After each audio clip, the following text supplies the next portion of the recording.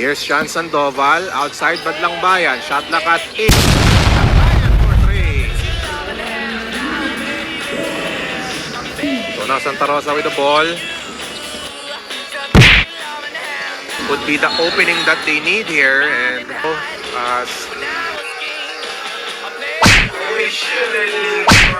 time to time he wants to.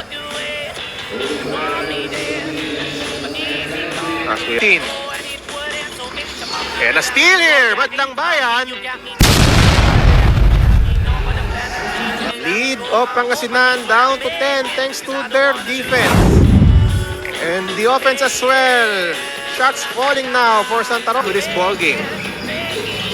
Badlang Bayan. Back for this. And again, Badlang Bayan.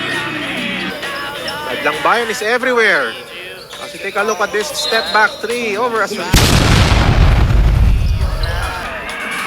Badlang Bayan.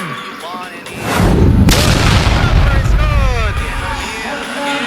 Badlang Bayan now with ball. Look at this.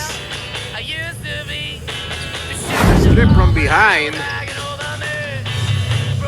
And then Fabia with a foul. Badlang Bayan. Badlang Bayan with a ball fake. He throws it up and he nearly made that shot. Oh, and a steal by Badlang Bayan. Badlang Bayan to the rack and a foul.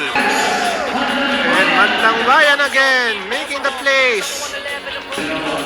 Look at that. The deflection against Fabia. And then Badlang Bayan able to draw contact. Ilio off balance, passing it to Badlang Bayan and then the presence of mind to give it to Pangasinan. Scores. Free throws.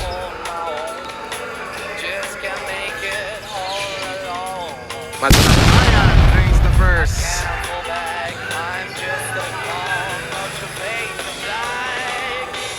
Second shot is good. 120 to 130.